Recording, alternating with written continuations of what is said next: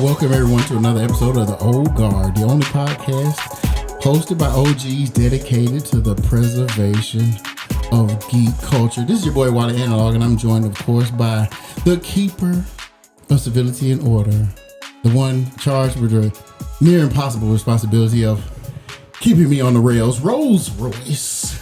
It's a tough job, sir. Tough job. And I'm making sure that he earns his money. It's a hard job. I get money? Well, proverbial. Oh, okay. Because if you're paying, broke. We're nearing a recession, so every little cents count. Hand in hand. That's it. We have the pleasure of being joined by the smartest man in Tennessee, host of the scenario radio show, Van Everette. What's going on, man? We had to bring him in to chime in on what is the cerebral. Yeah, I made up a word. I just made that shit up. Cerebral take on what is adult Star Wars. Andor. That's what we brought him in to talk about. Not Grogu and anything else that has become quite juvenile in the Star Wars universe. Welcome in, Van. As always, I'm glad to be here, despite you always putting the heavy weight on my shoulders of being called smart man. He's a smart man in Tennessee, fighting me. Oh, my God.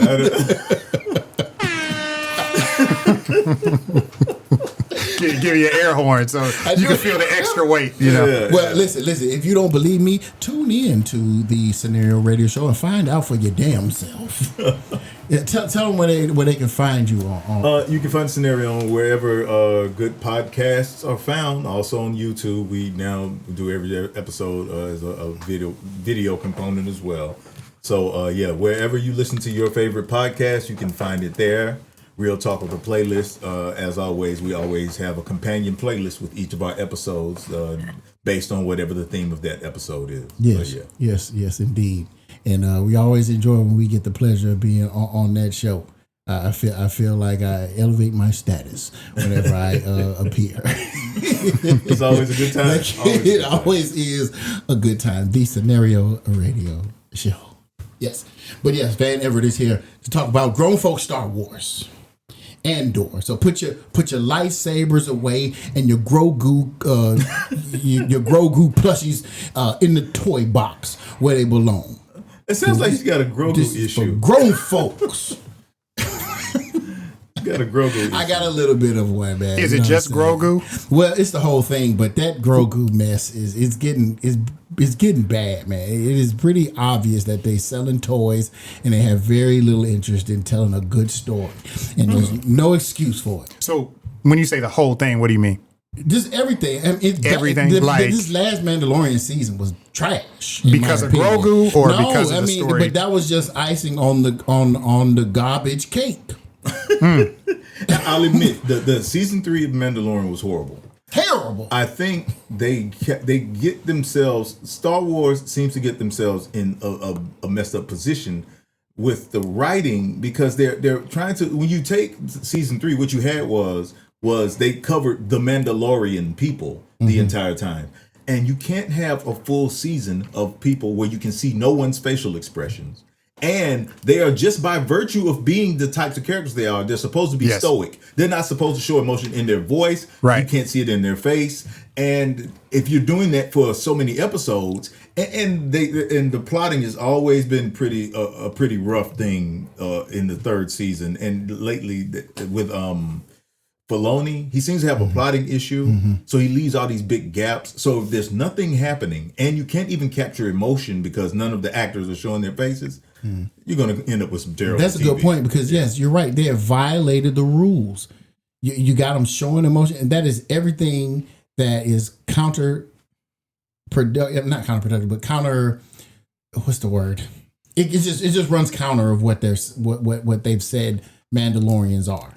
Right, like and now they're running around with emotions and feelings, and they pulling their helmets off. But I get it because they're actors and they have personality, and they want people to see their actors. Yeah. You know what I'm saying? Yeah, First you and have foremost, to- but unfortunately, the property that they chose was one where you're not supposed to see them. Yeah, ever. and so that now doesn't you got a work. problem. It That doesn't doesn't work. It If a fails character makes a miserably. statement and the statement, the thing about good acting is if a character makes a statement and the statement has subtext, you see the subtext in their face Yes. or Yes. in their expression. Right. You don't get that in You don't Mandalorian. get it at Somebody all. says something, you don't know whether it's true or not. Right. And there's no mystery to it. No. So it's like, it's just. Enter Grogu. So now we can have somebody with some facial expressions and waddling around. Yeah. Get that mess out of here. But this is not a Mandalorian podcast. Well, I This is mean, not it's meant to be a hate cast. true. Of, But the it's Mandalorian. it's good to bring up because I think Andor poses a question for a lot of fans. We grew up with it, and the franchise hasn't.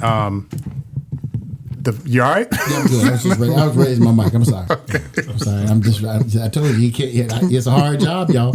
It's a hard job. But I was Can't saying, keep me together.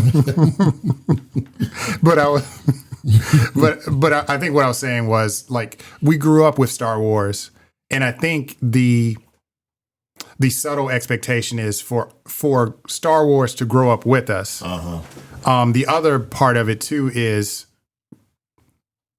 when you're a kid, you don't look at Star Wars as business, the business side of Star Wars.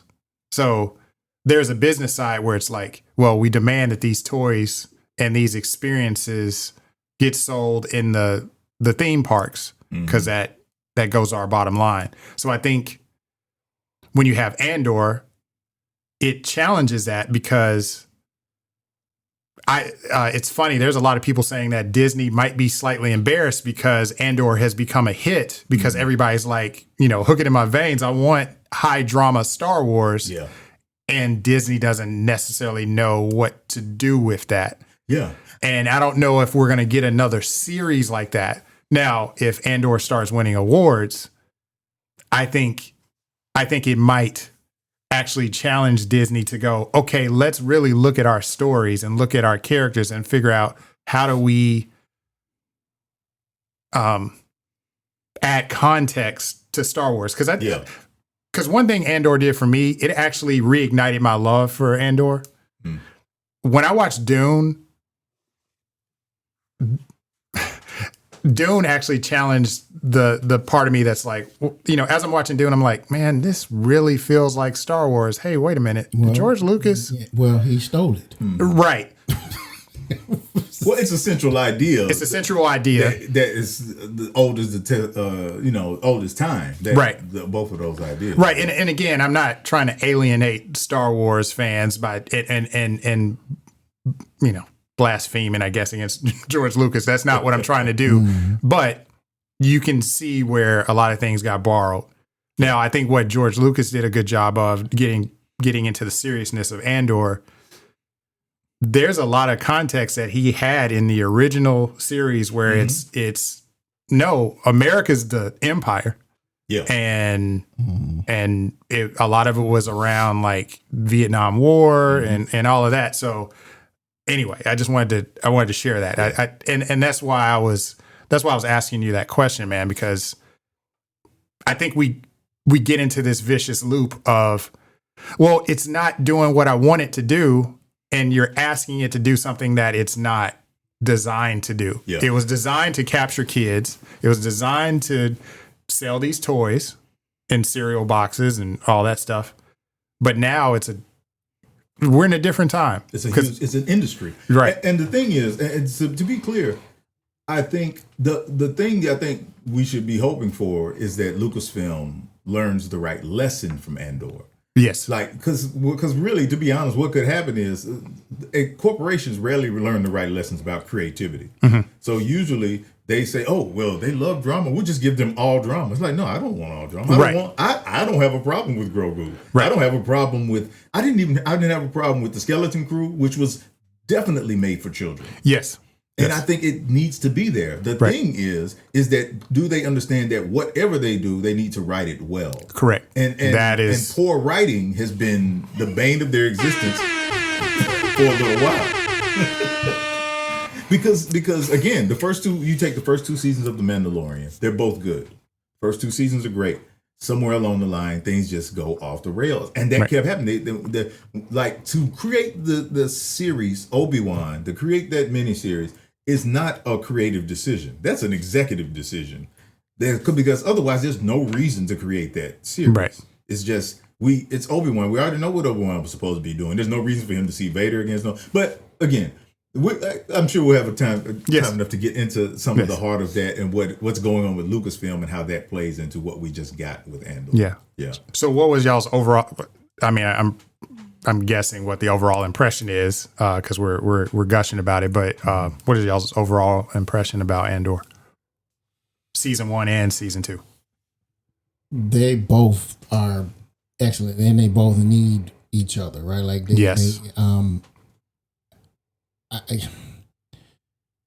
I don't know if I ever remember a series where so many scenes induced this tension while you're watching it. Like it was just, and not like because you were riveted, right? But you always felt like, man, this feels real serious, like what's going on, and you always felt this tension in your body, like, man, this is serious. Obviously you can't feel what they're feeling, but you understood the gravity and the necessity of everything that members of the upstart rebellion were doing. It's like you felt it. And every moment was necessary, good or bad, however you perceived it, and some of the things that they did.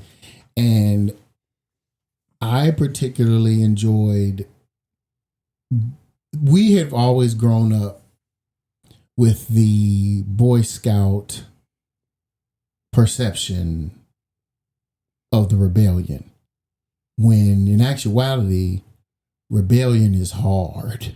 I mean, the very definition of the word suggests that if you're pushing against something, and there's going to be a level of opposition and where things may have to be done that are outside of what's considered acceptable in society. And so when you see them engaging in some of the most gangster activity, you almost forget, man, are they good people?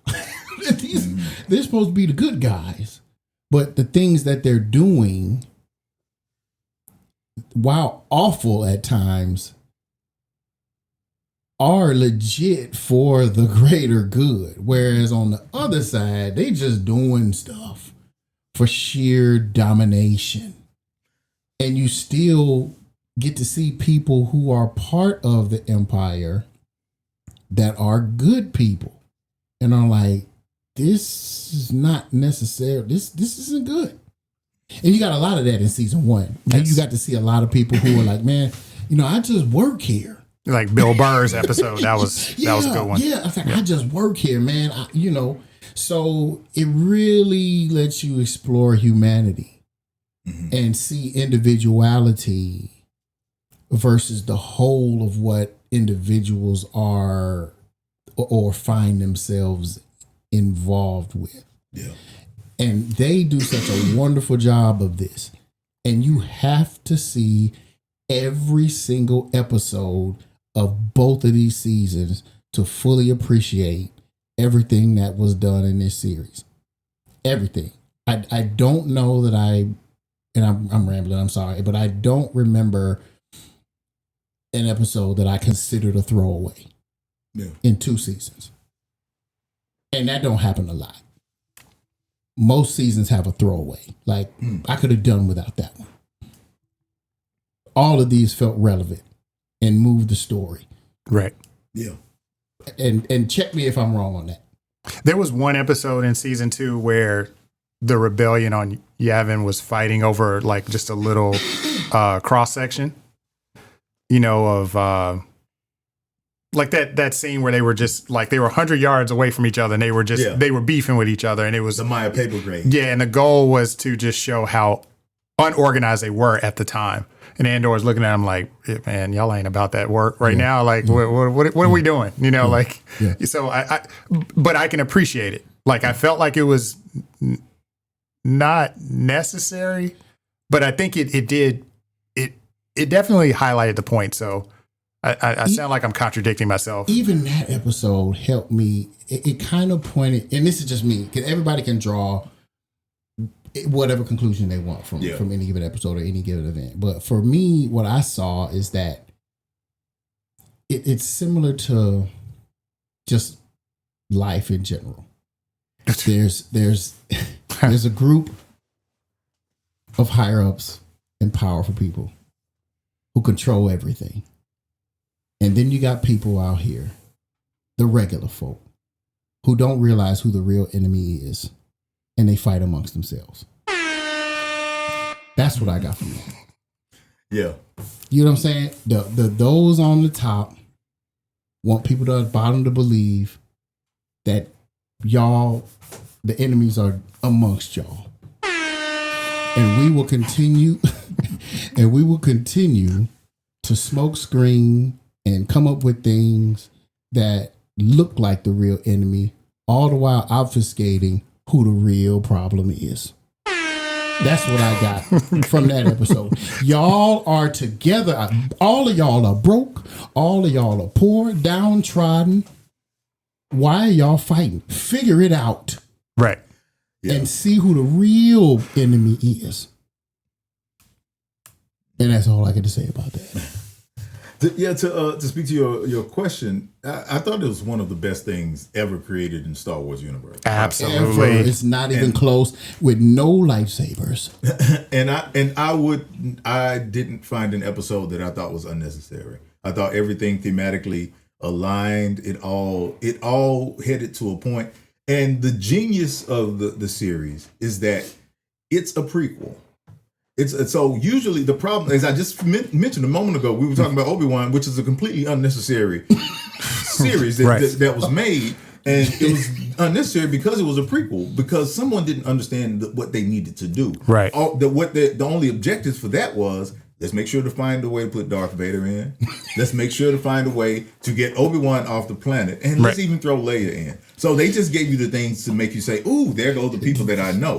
Whereas this series, they understood that it's one thing to create mystery, but it's another thing to create suspense. What they do is they took a character that is not going to die in this series, right, and still made you suspenseful about the entire thing, because you're understanding the makings of what this character is. Shoot the horns. And the makings of what the rebellion is. You know what I'm saying? You know the rebellion is. You know they blow up the Death Star. Right. You know they're going to get the plans. Right. But you're still the suspense of it, of what created all of this, is there the entire time. That is an emotional tether to the story. Right. And so every step of the way, they found a way to make that important to you in sometimes simply nothing but dialogue. Exactly.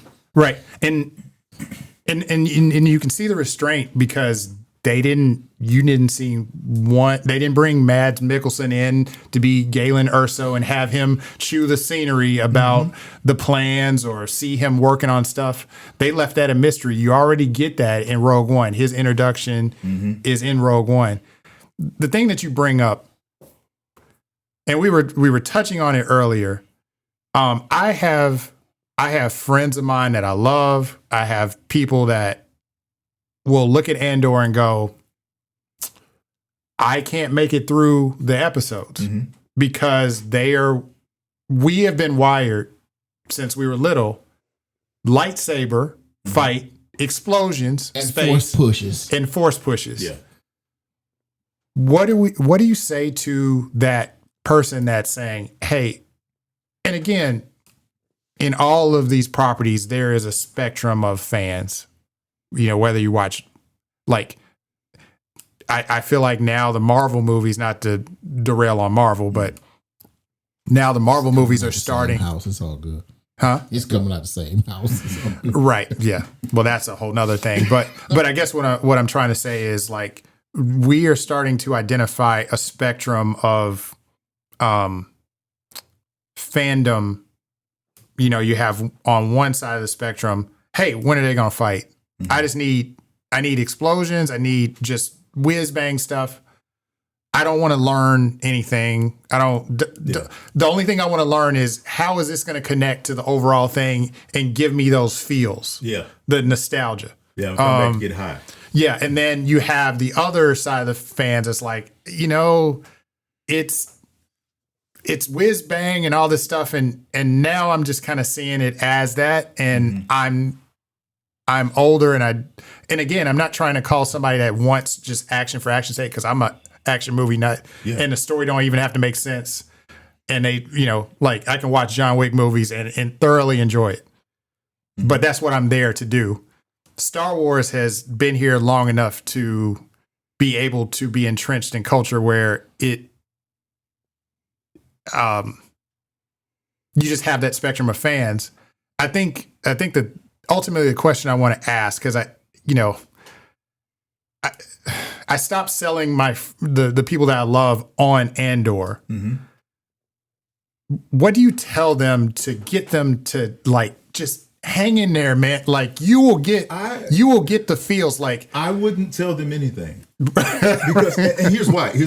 Because the same way that would be the same as me attempting to tell Wally to watch Rebels. Exactly. He's not going to watch Rebels because he doesn't like animation. It's just not in that sense. You know what I'm saying? Right. But Rebels is a rich story. It is a rich. If you can get into animation, you would have watched one of the richest, well-told stories of the best characters that Star Wars has ever created. If you can get into it, that's the same can be said for Andor. And they are not written the same. They are not made for the same audiences. The thing is that Star Wars has become such an expanded property that what the real struggle is to figure out how to make sure that all of your audiences are getting something that they want and make it financially viable. Because the minute it ain't financially viable, they're going to stop doing it anyway. That's true. But that, so... I just happen to be somebody who loves Andor and loves Rebels. Right. So that's a win-win for me. But there are going to be people who want Rebels and they're not going to be able to sit through Andor, and that's a shame because they're missing something, great. But I think it becomes the part of us growing up with Star Wars is that there's a sense of community in it, and we still want that same sense of community all across the board. And at some point when things become that expanded, there's just no way to maintain that level of community across everything and satisfy people's creative juices and the things that they like to watch.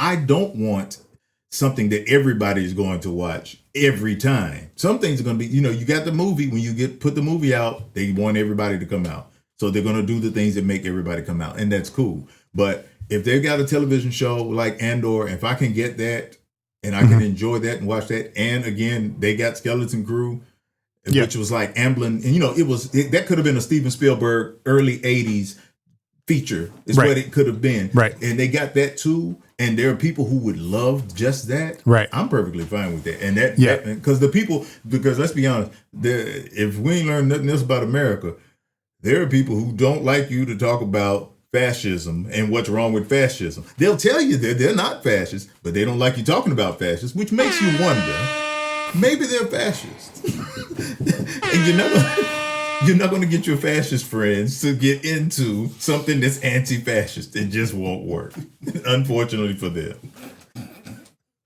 My overall impression of Andor is Andor actually reignited my love for Star Wars. And I am not being hyperbolic about that. I immediately watched Rogue One, which hits different now that you've seen both. It does, man. It really does.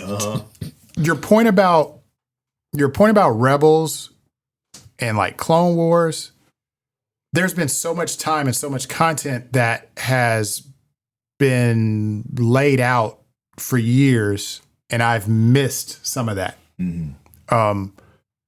But I think what I like about Andor, it actually is giving me that interest, whether it's animation or not. I'm one of those people, like if you can write it and make it engaging and make me care about characters, it doesn't matter what medium it's in. So Rebels, there's a lot of things about Saw Gerrera that is laid out, and you get to see his story arc, and his story arc gets continued in Andor and in Rogue One to the completion. So I want to do that. Clone Wars is a whole nother mountain to climb. Yeah, but Clone Wars' main thing is that there are so many episodes. It's so expansive that nobody's going to want to sit through all of it. And it becomes a thing like you've got to be able to tell somebody, okay, if you just want to know about Saw Gerrera, here are the episodes to watch Clone Wars. And Right. Yeah, that probably should have been like a pandemic challenge for me to watch, like those, I got stuff to binge, it's like, but I definitely want to go back to Rebels because I do find Saw Gerrera interesting. I think that's my main thing. They really painted a tapestry of characters. Mm-hmm. Mon Mothra. I mean, just first off, beautiful. And I didn't realize this. I didn't know she was an extra in episode 3. She was just like casting. They're like, we just need somebody to represent Mon Mothra in this little pod here. Yeah. And then they put her in Rogue One. She had a few lines. And then she's going to, they fleshed her out and it's the same actress. Genevieve O'Reilly. She was present in those movies, gosh. But they didn't really give Mon Mothra a whole lot. You know what I'm saying? Right. They focused more on, the obvious stuff, right? Right. You saw Admiral Akbar more than you saw. Right. You saw her. Right. But to your point, it is good that they can grab a character and then flesh that person out and give you. I mean, she was your ticket into the Senate and understanding further how politics worked on the other side. Whereas in those prequels, you kind of saw how the Empire was doing things in the Senate, how they moved in the Senate versus those who would eventually oppose. Right. So now we have two perspectives of both sides of the proverbial aisle now, right? Right. You know what I mean? So that was cool, and to obviously get to see Bail Organa a little bit more. Well. I like that they used Benjamin Bratt to play Bail Organa, and I think that it's like the easiest way to not use AI. Because they did some of that in Rogue One just to make sure that some of the people were there. Yeah, Tarkin. Tarkin especially, but Luthen. Oh my gosh! Listen, man. So, and my last point is, the writing is so rich, the dialogue, man. Some of those quotes, they hit hard, bro. Well, that's the thing with the quote, right? So that one scene where the guy talks about Luthen having friends, and he's like, "You don't understand." What's the guy's name? Because we'll get into it later. Lonnie. Yeah, when Lonnie's meeting with him, and Luthen gives that Oscar-worthy monologue. You talking about in season 1? In season 1. Oh boy! But I'm getting chills now because everything that he said in that one plays out in season 2 at the end. Though, man. He lived it. He wasn't just talking, man. Yeah. And I'm jumping ahead. Spoilers if you haven't seen it yet. Don't listen to this until you watch the show. So I'm about to spoil some things. Spoiler alert. I need a sound effect for that, but I'll just do this. Yeah, we're gonna work on something like that. But the thing that I really loved was having that speech in your head and then seeing how everything plays out. He said exactly how his death is going to go. Not appreciated. I'm going to be by myself in a dark room. They fade to black. It's just, it's poetry, man. And Clay, even Cleda coming back to Yavin, and they're like, no, she can't come on. She can't come in here. Yeah. She's a hero. Yeah. And you don't understand what lengths they took to get information, listen to the Empire and all that stuff. Thankless work, and and they're like, who are you? Like, you know what I'm saying? So like, But that's real life, man. The ones that get the most done, man, die and don't even reap the benefits. Don't even get to see. right. Those are the ones, man. Like you got to understand, if you're gonna be in this, you probably won't be around to witness, to open the gifts. Yeah. Even the ending with You won't. it doesn't complete and Cassian's arc, but at the end, and we'll talk about that. We'll touch on that later. But I liked how they did the end, because it talks about how each person sacrificed. Mm-hmm. Mon Mothra, like, you know, she's in the Senate. She's embedded in there, and she had to like, and I mean, and her daughter, that wedding scene, like a lot of people were talking about, well, the wedding scene's too long. It's like, no, that was effective because you needed to see the sacrifice and all the things that she was giving up, all the connections she had to sever just so she can get in the position to to lead the rebellion. The core theme that one of the core themes that's taking place in Andor is this idea that it's trying to show you what resistance is actually built from.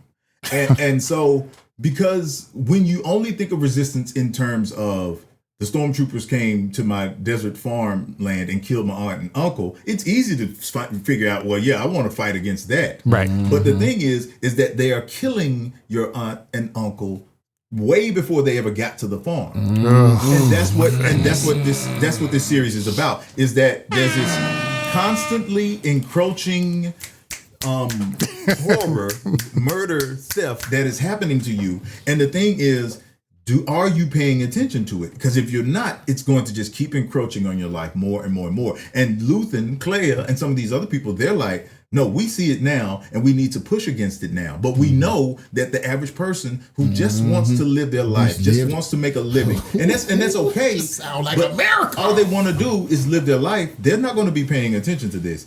And the thing about Luthen, what makes Luthen ruthless, the reason he knows that he's not going to live to see the end of this, is because somebody who has to relinquish their soul to do the things that he does, there's no friends. There's no friends. Right. By the time we get to the end, close to the end of the series, when the next time he's talking to Mon Mothma and he's like, I got to get you out of here. She's like, I don't know if I want to, last time. I don't trust you. Yeah, You're right. you killed somebody. And it's like, I don't know if I want to go get to a car that you got a driver set up for me to go. The last guy ended up dead. It's like, and that's a reasonable. And Luthen's like, cute. We're going to get this arranged anyway. Exactly. But that's a reasonable response. So that's what he's done. He's destroyed any sense of trust anyone can have in him. But he did it because that was the only way he could get the things he needed By to any done. means But necessary. what the series is showing you is that resistance is composed of people like him. It's composed of people like Cassian. It's composed of people like Mon Mothma and Bail Organa. One who's in the Senate speaking up loud every time to push against this stuff, but she's trying to do it from the inside, not getting a lot done. And another who's giving her the leeway to do it, Bail Organa. And so on the outside, people in the rebellion at first are thinking, Organa's a sellout. Why is he still there? But somebody has to still be there. And it reminds me to have the power to do so, to give her the microphone to say, hey, I yield my time to you in the Senate. Yeah, yeah, exactly. Right. And so it's all these different people on these different levels. There are these people who the Maya Pei brigade that we're talking about on Yavin that are fighting amongst each other, and they don't know what they're doing. They're trying to be soldiers out front, but they don't yet know how to be soldiers. But soldiers will be necessary at some point. And so the reason it speaks to us when we think about America so much is because in America, we've become accustomed to this very sanitized idea of what resistance looks like. So when we talk about the American Revolution, we don't talk about George Washington being a terrorist because they won. But George Washington was an insurgent. Right. You know what I'm saying? Yes. These guys were insurgents. They were the ones doing guerrilla warfare in the woods and sneak attacking wherever they could. He saw Guerrero, he just won. So that's the only difference that it makes. But resistance in America, because it's been sanitized in that way, in this storytelling type way, we just accept that things are very clean. But there's a book by a woman named Kelly Carter Jackson called We Refuse. And she's talking about Black resistance in the United States. And she makes a point that Black people resisted through joy. They resisted through violence. They resisted through rest. They resisted through all of these different types of ways. Clothing. Yeah. And the dandyism. Every bit of it was important in order for it to work. But the thing is, the only reason it was different for Black people because we were the only ones that knew resistance was necessary. Yes. Other people don't. And that's what's going on in Andor, is that you've got the mass of people who do not recognize that they need to be resisting, and some who do, who just want to keep their job. They're just trying to live and do, and that's what's happening on the Empire, as you were talking about. We've got Cyril. Cyril is somebody who grew up in this environment, and he thinks it's all about law and order. No. And by the time he realizes that he's an agent of oppression and that these people are going to die, it's too late. Too late. He's already. He just wanted to be relevant because he's been a simp his whole life, and he wanted a promotion. He wanted the same thing everybody wants. That's it. A promotion. He wanted and to be recognized because he was raised by a woman who undercut everything he had ever done. But ironically, and I was talking. I can't remember who I was talking to about this, but his mom, although somewhat cruel, was the most truthful about who he was and what he. You know what I mean? It's like. I suppose it was self-fulfilling prophecy. If you tell a child that he's a terrible person, eventually he'll become a terrible person.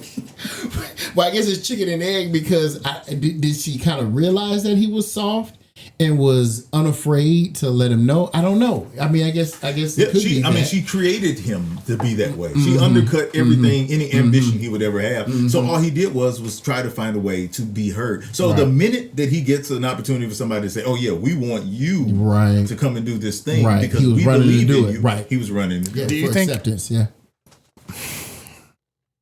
Do you think that was intentionally written?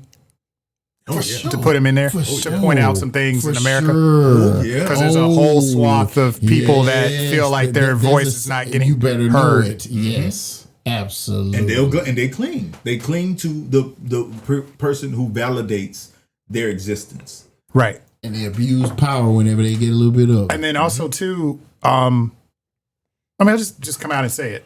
I was listening to a report. Somebody did some research, and it was basically moms that had sons that were older, and they're not getting the job. They're staying down in the basement. They're vaping. They're just playing video games in mom's basement, and moms are just concerned about their boys. So when it was time to vote, it was kind of like, well, I want the person that will get my son out of the basement, and I will feel like my son is validated and he's supported. And I think that's a lot of what happened this election, you know?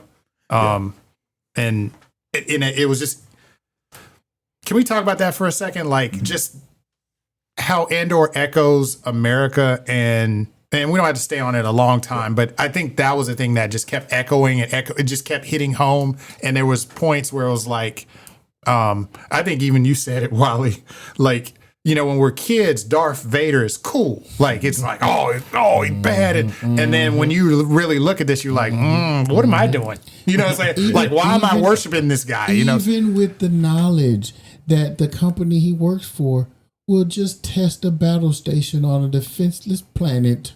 Right. And we still wanted to be Darth Vader. But we were children, right? Yeah. You know what I mean? And so that's the point. Wanted to dress up as them. I mean, I was that dude for fourth grade and Halloween party. Right. It was Darth Vader. Mm-hmm. You know, somebody who worked for a totalitarian regime. Who I dressed up as Darth Vader. Entire worlds. Right. We was cool with it because his lightsaber was red. Yeah, I mean the aesthetic was appealing. Let's not lie. Right. The Darth Vader aesthetic is appealing. Right. Right. Yeah, and I think the thing to keep in mind about when we think about the parallels to this story in America is that Tony Gilroy, the writer, he's someone who had been studying the French Revolution, the Russian Revolution, all of these other different revolutions. The thing to remember, and the thing that, again, because they keep attempting to get rid of history and you know, teaching history, is that all of the things that are happening none of them are hard to predict because we've seen them several there's a times blueprint. before. There's a historical blueprint. Yeah, if you want to enact fascism and you want people to buy into fascism, then you got to find the people who feel the most disaffected, and then you got to tell them they have to fear those other people. Yes, so if that's Gorman in this case, then you got to figure out how do you make the people of Gorman look like they're people we don't want around anyway, and that's what they did, and that's what's happened in revolutions across the world. And when you say the French Revolution, Gorman was set up to almost emulate the French. Yeah, They were all about art, and their major export was the spiders that created the fibers. And I missed this point, and forgive me, y'all. What was the Empire trying to get? Was it just the rare earth minerals? It's a mineral Just the minerals. Yeah. It wasn't like they weren't like, the Kyber crystals and all that. It was they got that from Jeddah. Right. Yeah, it was a mineral, a calcite, I think. Calcite. That's right. It was under the ground, and they needed it for and they wanted to pretty much strip mine the entire planet. And doing so rendered the planet uninhabitable. Yeah. Inhabitable, yeah. And that's why people, when they watch stuff like this, say, I don't want politics in my Star Wars, is because whenever you actually talk about fascism, white supremacy, misogyny, you always end up coming back to what the core issue is. And the core issue is capitalism. But that's the thing. That's the thing. The reason I'm bringing this up is it was political from the start. Yeah, but from episode 4, it was political from the start. Yeah, but barely, not to the degree it is now. And then they smoke screen with lightsaber fights and I mean, well, you not can a whole always lot, say man. if you watch Captain America and he's punching Hitler, it's easy to be on the side of Captain America when he's punching Hitler, and you already know that Hitler's killed all these millions of people. Right. But it's hard to talk about Hitler if you start talking about the financial motivations behind some of the things that happen, because then you start to see motivations that are similar to your own. That's correct. And that's the problem. It's not that it's always political. Yeah, the empire was always an evil empire. But when they're blowing up planets, everybody's against blowing up planets. But when you're strip mining a planet and you're doing it for financial reasons because it's easier, then you got to start wondering, what are these people doing in West Virginia when they're strip mining these entire areas for coal, and they're killing people. But nobody says anything because it doesn't look like the empire. Nobody hates a mirror more than an ugly person. Yeah. And that's the thing that we keep seeing happen, is that we see, if we have to look and see fascism in our own backyard, if we look at Standing Rock, and we see all of these Native Americans who are saying, no, we don't want you to run this pipeline through this area because you're going to have an oil spill. And people are like, they're being a bit, crazy about this whole thing. The media tells you that it's not a big deal. Right. And then less than 5 years later, they have an oil spill and nobody covers it. It is. Well, that is the same thing we just got through watching in Andor. But now, but when you start putting those financial considerations into it, it feels too close to what you're doing at your job, whatever your job is. It's like, because when you look at your job and they're actually robbing people if you work for the medical industry, or killing people, and it's like, I don't know if I want to watch that because I'm already seeing this, I'm seeing it on my job. And that's the reason people get uncomfortable with it. Oh, man. Yeah. I felt like that was important because Lucas has definitely been intentional about putting those themes. I mean, episodes 1 through 3 was pretty much like, let me break down the Senate system for you guys and let you know how the emperor becomes the emperor through politics. He was able to get away with it because he's not a good writer of dialogue. So when he's writing about it, he's writing Senate stuff. You're like, you're so bored. You're like, I don't know what he's talking about here. But Gilroy and his crew, they wrote dialogue. You were riveted by the Senate. The same talk that people said was boring in The Phantom Menace was captivating. Yeah. Man, this. I mean, it was an espionage story too, man. Who doesn't love spies and espionage at every turn? Like, I don't understand how you can't like this. It's If it was James Bond. You'd be there. Right. You'd be watching. Right. I don't understand. Yeah. No lightsabers. Well, but that's the thing. That's the core of it. And they did the same thing with that's the thing with the other movies that they put out. They were focused on Rey and focused on the Force. And that was the thing that I liked about Andor too, the way they approached the Force. They were like, we're going to show you the other side of the Force. Yeah. We're not gonna put the Force in your face. Nobody's doing Force pushes, but the Force is more of the binding energy that holds the universe together. That binds all of us together. Like that's what I'm saying. Like I was telling you that the other day offline. I was like, and I this is me personally. I don't remember having watched any Star Wars movie. Now I don't know about all these shows on the side or nothing like that, but I've not watched any Star Wars movie or read any Star Wars book where the Force wasn't used to manipulate people or things. Mm-hmm.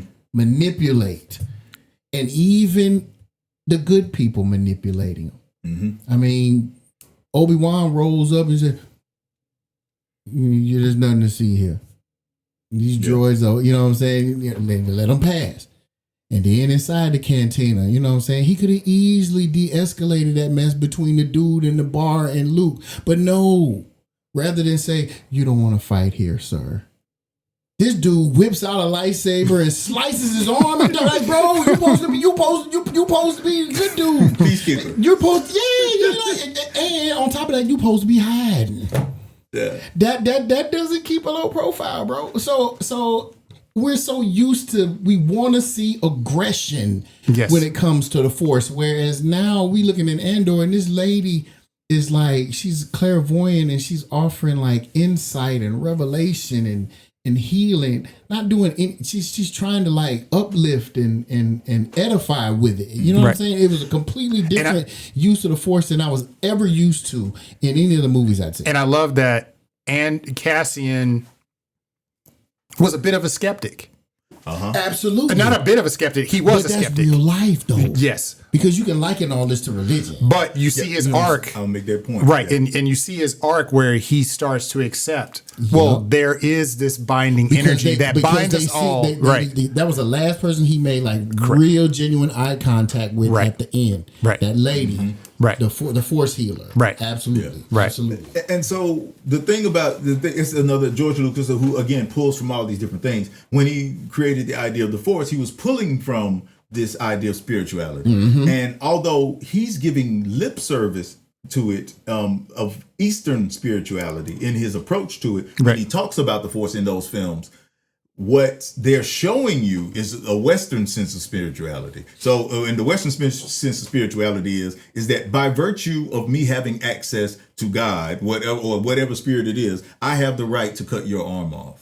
Or I have the right to take this thing or to do this thing. But Andor is doing it from the other angle. It's That's actually correct. Giving you an Eastern version. It's giving you an Eastern sense of spirituality. Gandhi. So what's happening is in Andor, it's not about manipulation or control of the spiritual. It's about alignment with the spirit. That is correct. So what happens is that you take, even when he doesn't necessarily fully believe in the Force, he has a sense of faith, the same sense of faith that we find in Scripture, and I cannot remember which passage it is, but when they talk about by faith, and there's a list of all of these different people, this great cloud of witnesses from Adam all the way down, that these people did these things simply by faith, not knowing that they would ever see the results. They wouldn't see the results of the thing that they did, but the thing that they did made it possible for the next person to do the thing. Moses does what he's supposed to do so that they could get into the promised land, knowing that he's not going to get into the promised land. Dr. King says, I may not get there with you. That's correct. He says that in Memphis. Yes. He dies not 24 hours later. Yeah. For sure. So, and that's this idea is to build upon something that you see something greater, and that is about alignment. That isn't about, that's you doing everything that you can do and to be in alignment,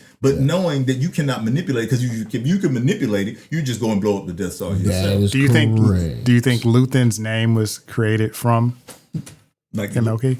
MLK? I don't know. I don't know. I don't, because I think he seems to be rooted in a lot of other. He seems to be a fusion of. He seems to be more Malcolm X. I guess. I think he's probably more kind of dude. He's probably more Che Guevara and a couple of other revolutionaries. That's the thing. That's true.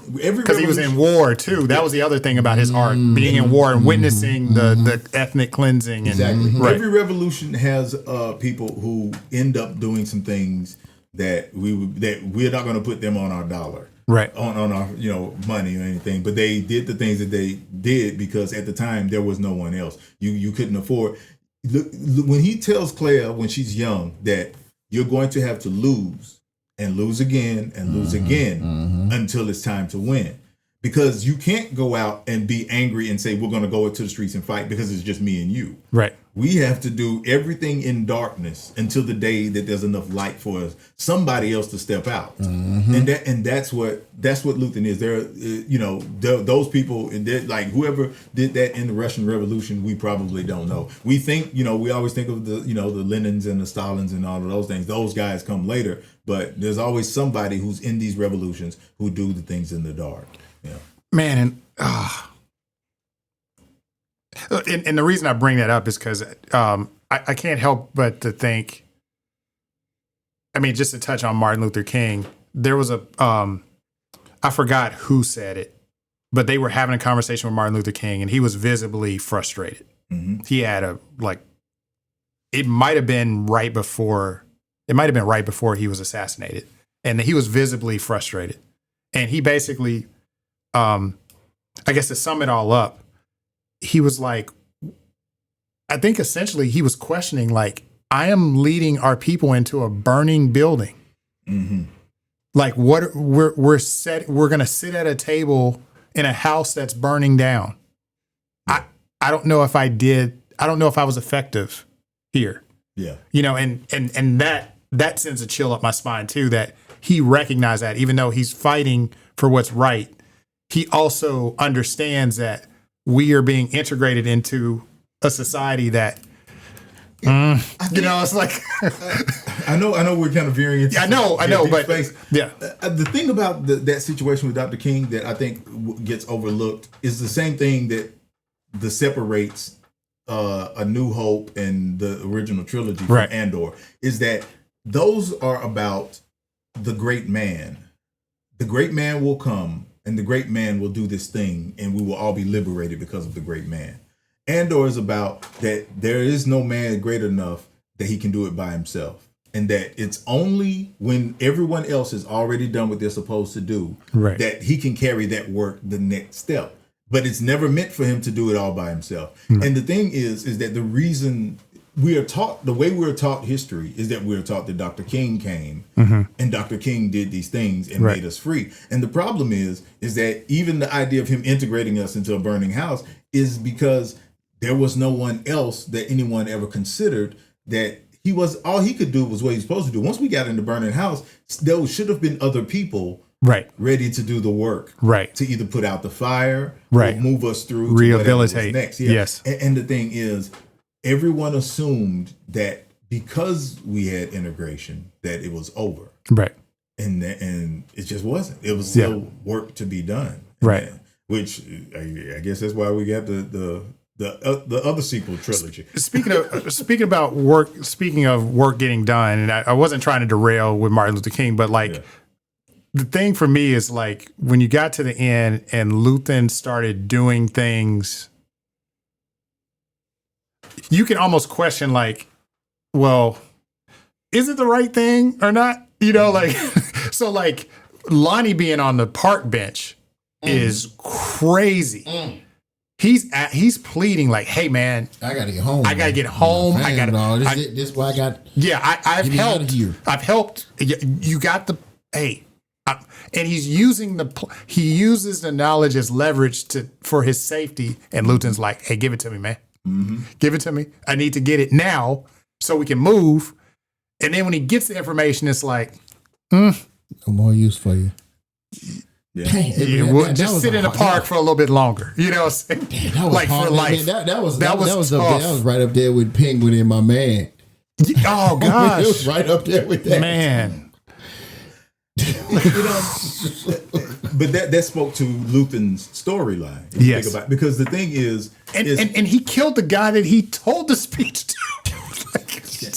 It's just a bar. It's just like, you don't know. Like, you're going to find out by the end of this that I'm going to do whatever is necessary. And that includes you, sir. Yeah.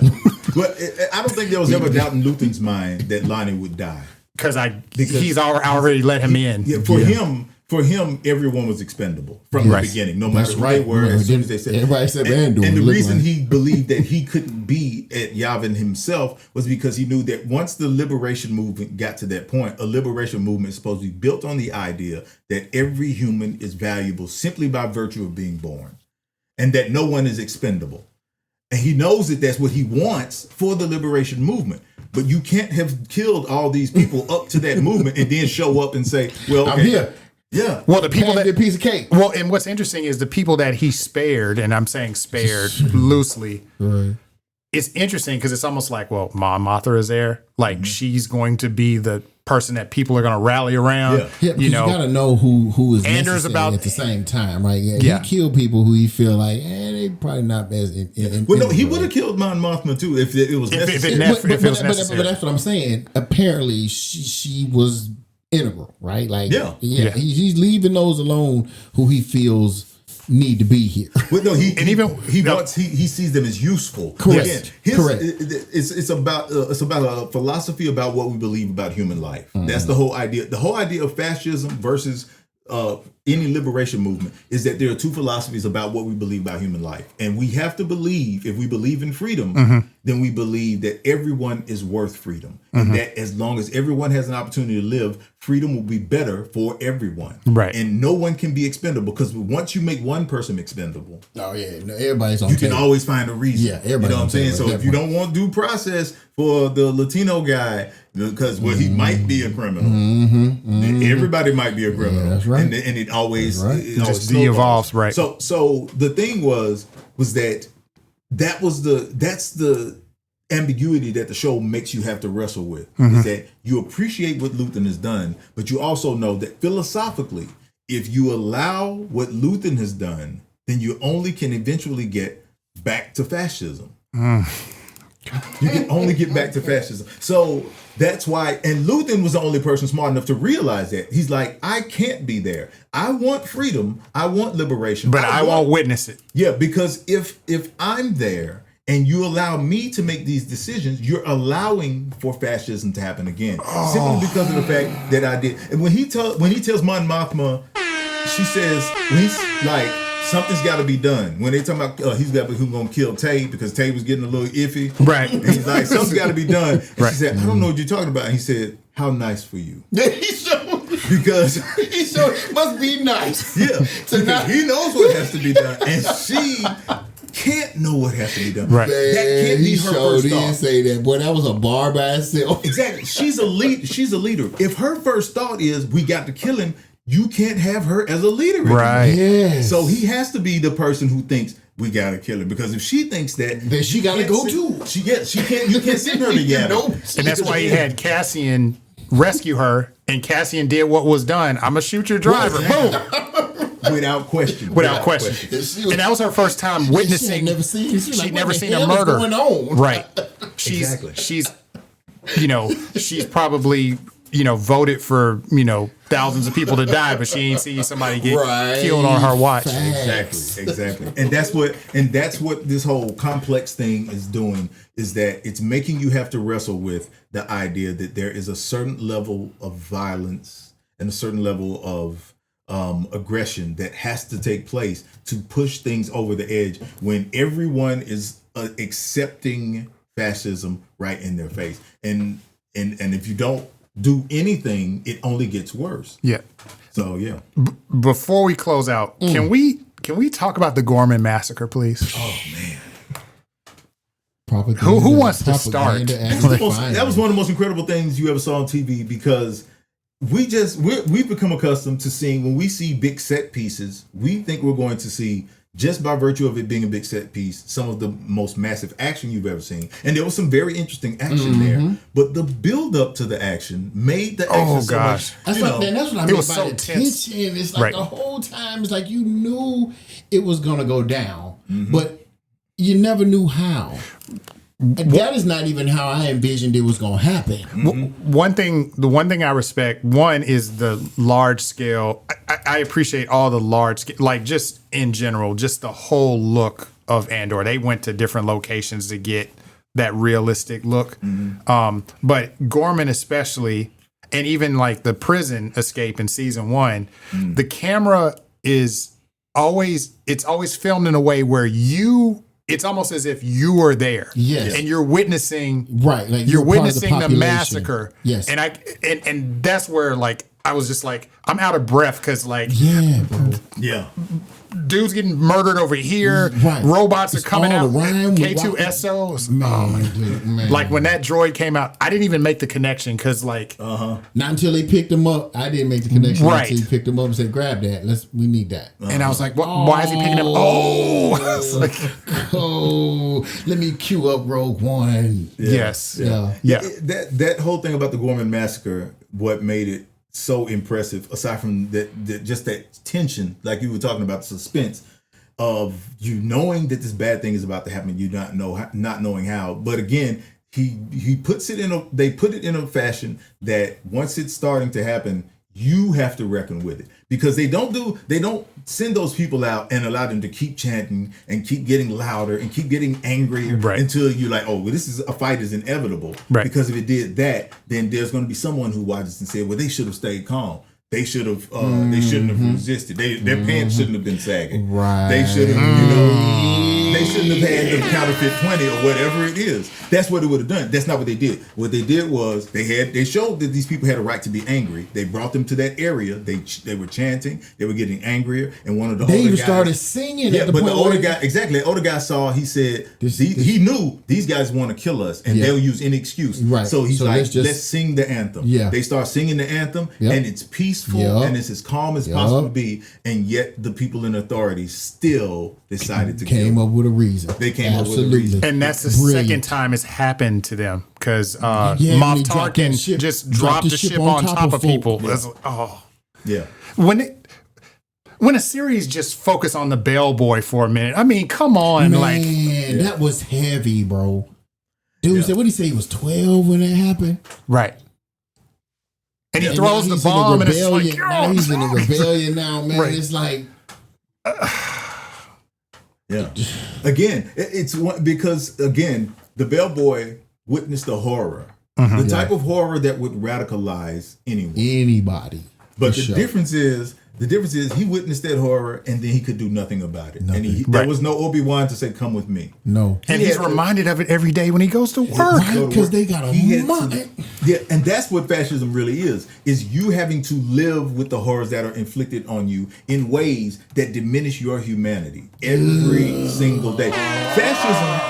Fascism is you getting in a car and deciding when me and my wife, we bought her a car quite a few years ago, and she wanted to get the windows tinted. So I was going to go get the windows tinted. I got the windows tinted.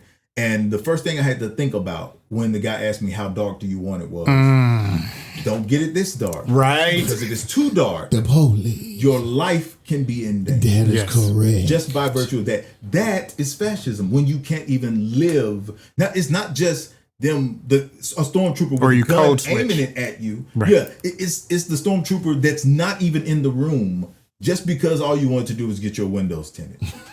That's what happens with the bellboy. Is that so he's radicalized, but he has to live with this horror every day, and he's supposed to just go along about his way. So by the time he has the opportunity, he's been undercutting the Empire any way he probably can. And they don't show it, but you know it. Right, Because just by the little time stuff. when he's talking to Cassian again, and he's like, he's kind of, don't worry about it. yeah. I didn't even put you on the books. Right.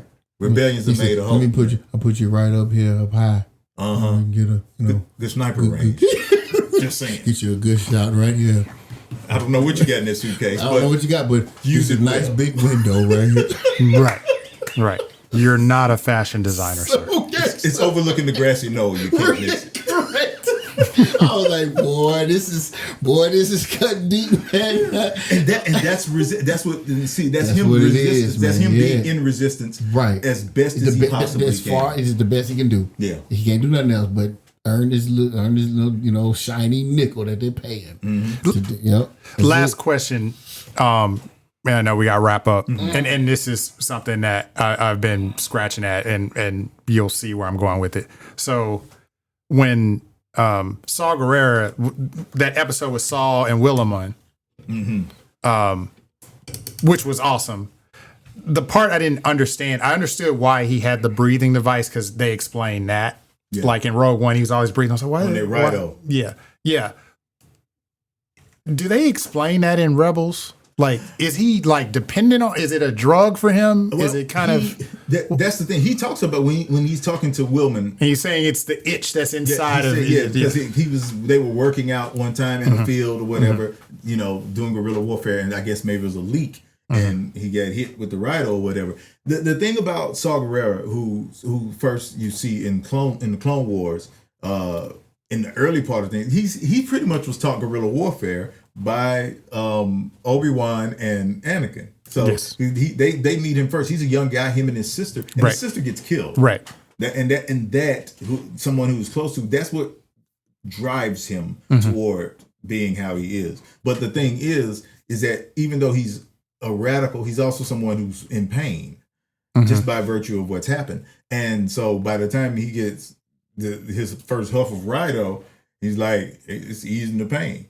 So he was somebody who was going to do whatever he wanted to do in the first place. But if he can do whatever he wanted to do and not feel anything, right? What are you going to do? Right. And that's what makes him dangerous. Is that he doesn't. That he's and he's paranoid. Yeah, he's paranoid because paranoid. He's gone off the ride.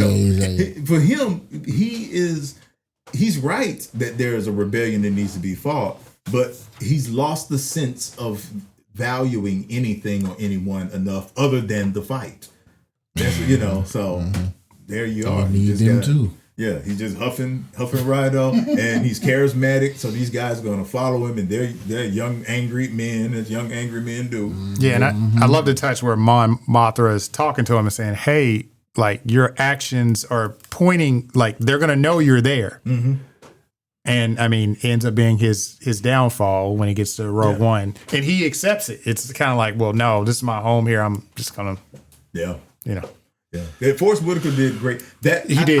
I'm at this point. I'm like, I don't want to see more prequels of this era. You know what I'm saying? Because I know that if one thing we learned, sometimes they can beat a dead horse with these things. Correct. But if there was one prequel that I would like to see, it would be something about Saw Gerrera. Just the makings of this man who becomes somewhat of a maniac. That would be interesting. And he becomes this figure, like he keeps losing body parts, and so because by the time you get to Rogue One, it's like you know you got metal feet. It's like and he's lost himself. Right, he's lost who he was. Right, literally and figuratively. Yeah. Do you think that'll be a whole nother conversation? I'll shut up. Anyway, I was gonna say, does Rido were they trying to like? I don't know if that came after Lucas. I guess that came after Lucas. Were they trying to say like Agent Orange and Rido are kind of in the same vein? Like he's the archetype of the war veteran that's doing the guerrilla warfare. Yeah. I fought in the jungles. He kept saying that. He's been there since the beginning. He's been fighting longer than anybody else. Exactly. And it's like, at some point, the fight is all that he had left. Like, I mean, again, he lost the people he loved. So for him, the fight is all that there is. Right. And that's not healthy either. It's like, you can't bring him. You can't bring him to Yavin either. Yeah. Yeah. But what's y'all's score? Like, let's go around the table. What's the score on Andor? It's easily a 9 for me, man. Easily. And are you taking a point away? No, I'm joking. I'm taking a point away because there can't be any more. Oh, okay. We can't get no more Andor. I wanted more. So there it is. Yeah, I'm definitely giving it a 10. As much as I love the story, I wouldn't want anyone else to come along and try to add anything. No. I'm not listening to my man. There are a lot of opportunities to tell some great stories, and hopefully someone will come along and find another story to tell. But Yeah, it's a 10 for me. It was good, better than even I would have possibly expected. I loved season 1, and when season 2 came, I did not think it would be as good as it actually ended up being. I thought the same thing. That's what I was afraid of. I was impressed. I was wrong. Yep. Yeah. Man, that's a beautiful box set right there. Season 1, season 2, and then you end it with Rogue One. Mm-hmm. Yeah. That's it. Yeah. Yeah, I know Rogue One, those numbers had to go up on Disney Plus. Oh, gosh. They did. They did. Because I went immediately. Immediately, yes. Yeah, especially with the K2SO stuff. Yeah. Like, it plays different because you never get an exposure to them first until Rogue One. Had them. Right. You didn't know why they had them. Right. I thought it was a cool droid design. Like, I was like, oh, that's pretty cool, Yeah. But, like, to see... Enforcement police droids. Aggressive police droids. Right. Yeah. Yeah. What do you give it? Oh, 10 out of 10. Easily. Right. 10 out of 10. And I think my frustration is people that I love that claim that they are like Star Wars fans through and through that won't give it a chance. Like, I think that's the frustrating part. Mm-hmm. That's the itch that I have inside, and I need Rido to take it away. But I think Van said it best, man. We're accustomed to what we've been accustomed to, right? Like this is what Star Wars is. Yes. And when it ain't that, now we got a problem. I mean, personally for me, I won't accept any bad writing of a Star Wars property anymore because you've shown me that you can do it. That it's possible. Don't give me any more mess because now I know you're not even trying. At this point, so nothing else is acceptable to me. Now, I'm not saying it doesn't have to be high drama level, right? It doesn't have to be drama. You can't give me this mess anymore. And what define mess? Sell lightsabers, Boba Fett. Okay, gotcha. Yeah. That wasn't written well. Come on, right? It was a show without an identity. They didn't know what they wanted. Don't give me that. Right. Last season of Mandalorian, I don't want that. Right. Don't give me nothing else. And you know what? As a result, I didn't even watch Acolyte, man. I didn't watch one frame. Me either, and that's not fair. Like that's probably. I'll let you both in on. Okay. Give it to me. You did the right thing. Okay. Oh wow. Here's the thing. Here's the only thing about Acolyte. The design wise, beautiful. All of the fight choreography. I didn't hear about that. I saw see anything else. It's amazing. Don't see the fight choreography. It's good, but it's another show that does not understand what its identity is. It doesn't have a core idea about what's the story we're attempting to tell. So they end up just doing a bunch of nothing and thinking that if they don't tell you certain things, it's going to build suspense or mystery. And it's like that because whoever the writers were, they think that mystery is not telling people things. It's like, no, that's just confusion. We see that's indicative of somebody who don't know themselves. You can have suspense it up even as they if go people along. know who the characters are, if they're going to die or not. And I felt guilty because I felt like I didn't support it when the actress was just getting attacked by these incels out here and just I struggle with that. But I agree with Wally. I just reached a point where it's like, we just got Star Wars after Star Wars franchise or property that like Ahsoka didn't hit well. I'm hoping that they can right the ship with season 2. I'm actually surprised that they're doing a season 2. I guess the ratings were good enough. I didn't watch that either. Right. Yeah, but there's a couple of things in there that's worth watching it, but it had some writing problems. Yeah. A lot of them have writing problems, and that's really the only thing is that if they could get the writing issues together, they would be okay. And hopefully they will. Yeah, but and I felt the same way about Ahsoka. It had writing issues. Yeah. All right. Van, thank you, man. Van Everett, the smartest man in the Central Time Zone. You want to shout out the scenario again? Shout out your show. Again, check out the scenario on wherever your favorite podcasts are. We are coming into the close of this season. We're going to finish the season out with a series called The Best of the Century so far. So it's the best, some of the best of the... So we'll do an episode that'll be the greatest movie of the century, this quarter century of these 25 years. And we have a panel of guests, and each one will make their case for what they say is the greatest movie. Might it be one that came out a little while ago? Could be. I might need to get one of you guys on to make the case. You gotta be ready to make the case, because what we're doing is my phone is on ring. We have a what we call a now, but hear me out series, and that's what this is. So the idea is, once you come in, there'll be people who are going to want to pick apart whatever it is your case is. Hear me out. Okay. But yeah, that's what we're doing to close out our season. So yeah, as always, it's always a joy to come in and chat with you guys. Appreciate you coming in. Yeah. Yes. There was a lot of air horns being. Yes. There was. I think we hit a new record since our comeback. Yeah, we appreciate your perspective, man. CST. Those are that Central Time Zone now. Yeah, man, because you was dropping bars today. I mean, golly. Oh man, well, you know me, man. I see everything through a certain lens. That is correct. That is correct. We need that perspective all the time. You know where to find the old guard. And man, we thank y'all for riding with us again. And man, until next time, I don't know what we're gonna talk about. Maybe I keep teasing Thunderbolts. Maybe Thunderbolts. Yes, yeah. Thunderbolts for sure. Yeah, holla at us.